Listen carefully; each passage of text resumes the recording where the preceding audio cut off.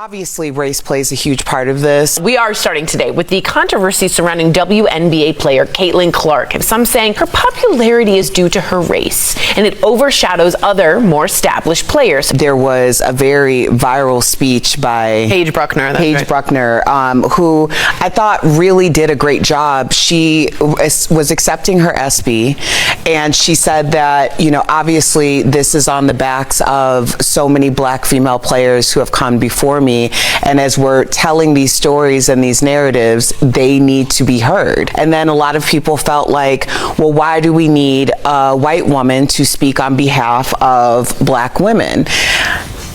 I'm not sure. Obviously, race plays a huge part of this. The idea that if someone is not the template in an arena, literally, then more eyeballs are on the situation.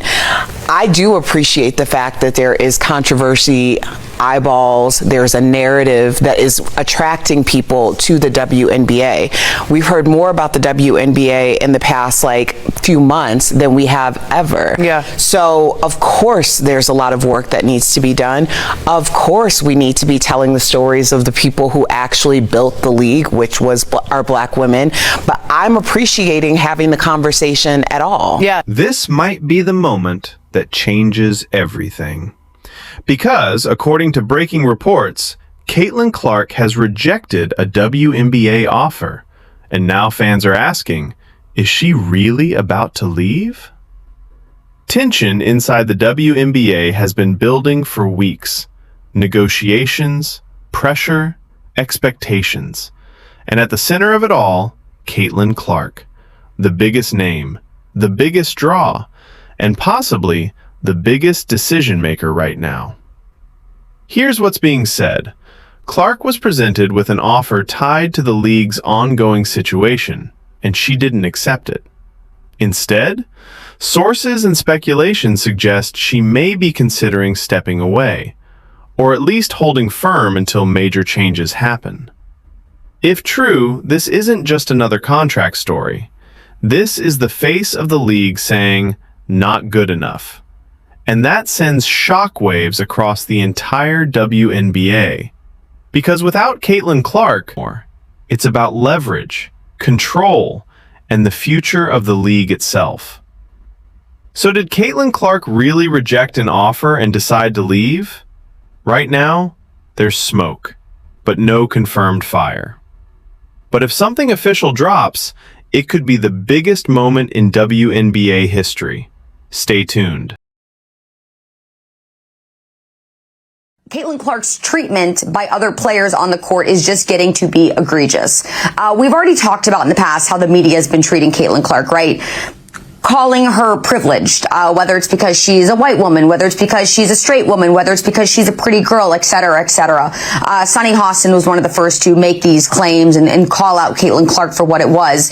But now we're seeing Caitlin Clark not only get assaulted by the media, but also assaulted by other WNBA players. Now, some would say she's a rookie, right? This is the rookie treatment. This is what you get. Get used to it. There's a little bit of hazing involved, right? This is not that. This is something much different because as we saw on Saturday, when the Fever was playing the Chicago Sky, which just to give you some reference, the Chicago Sky is the team that Angel Reese plays for. One of Reese's teammates, her name is Kennedy Carter, she hip-checked Caitlin Clark from behind, at the same time calling her the B word. I feel like a child, the B word. But she ended up making her completely fall to the ground. And this was clearly not a basketball play. And this was something that Caitlin Clark made apparent when she was interviewed by ESPN in the middle of the game. She was asked about it. She said, listen, I'm all for some aggression in the game. You know, that's a part of it. I understand that's going to be something that's coming my way. This is a much more aggressive game than I'm used to playing from when I was in college, but that was not a basketball player. So she clearly understood that something is wrong here. Now, Kennedy Carter, was it a mistake? No, absolutely not a mistake. This was something purposeful. And in fact, she wouldn't even address it after the game. Listen to this. Kennedy, on the play before bumping in with Caitlin, it seemed like she turned to you a little bit after the Fever I didn't answer no Caitlin Clark questions. Did she say anything to you? I don't know what she said. What'd you say to her? I didn't say anything. That's enough. Okay, so I'm not answering any Caitlin Clark questions. These girls are so jealous with rage about Caitlin Clark. They won't even talk about it. Even when they went out of their way to target Caitlin Clark. Guess what? If you wouldn't have pushed Caitlin Clark, if you wouldn't have knocked her to the ground, if you wouldn't have called her a curse word, a horrible word that I'm sure Caitlin Clark didn't deserve to be called, you wouldn't be asked any questions about Caitlin Clark, and you wouldn't have to give the answer that you didn't want to answer any questions about Caitlin Clark. Trinity Carter, though, let's just put it out there. She is a bully. She's a known bully. And in fact, I just read all of this about her. She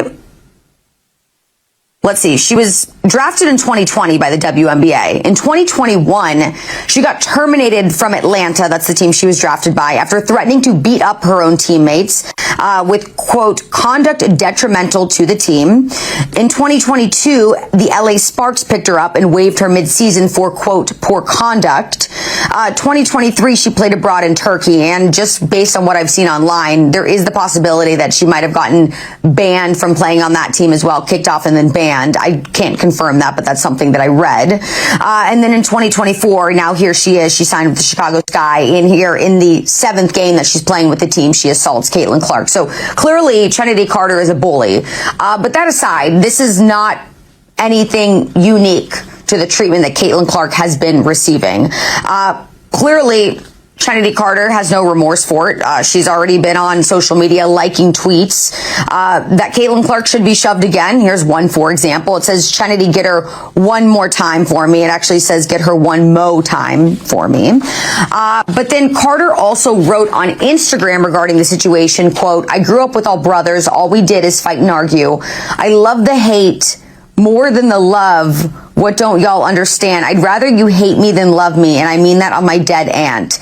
That is the weirdest thing I've ever heard somebody say. First of all, if you like the hate more than you like the love, it just means you are like an angry, bitter person and you thrive on confrontation and controversy, which already just shows you probably are a very unpleasant person to be with.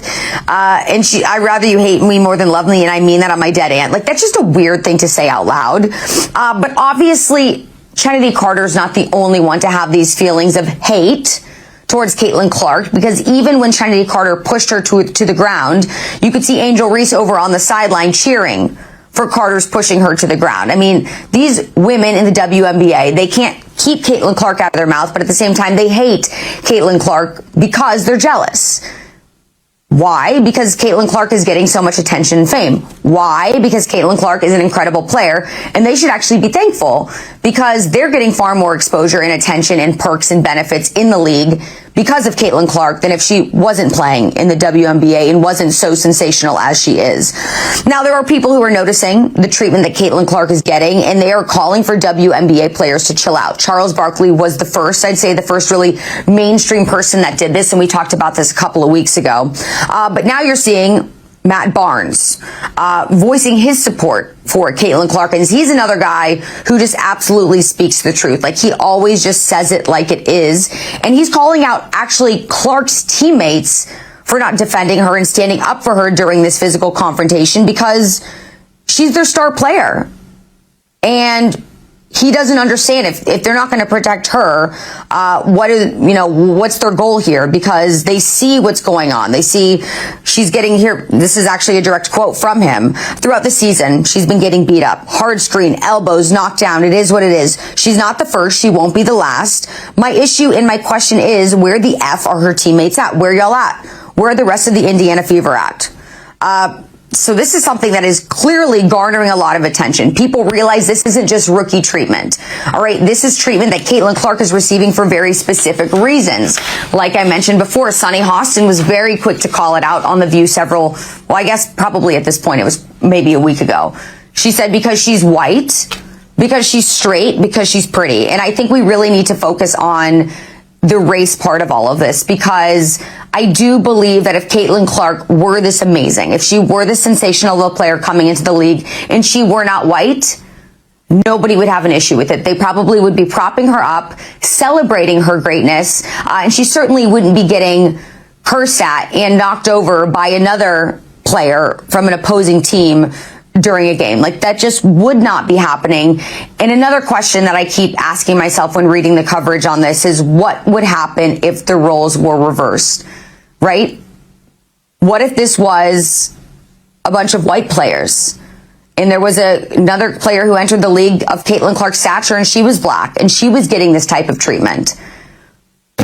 I mean, you can only imagine the outrage that would ensue. People would not allow it to happen, but because Caitlin Clark is white, because it's the idea of this reverse racism that people want to turn a blind eye to, nothing's being done about it. But as we can imagine, if this type of treatment doesn't stop, not only is Caitlin Clark have the potential of getting seriously injured, but who knows what her whole career is going to look like. Maybe she just gets fed up. Maybe she decides it's not worth it. Maybe she decides to pursue something different. I don't see that happening, but you never know.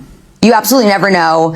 And I could see some lawsuits potentially on the WNBA's hands if they don't get their act together.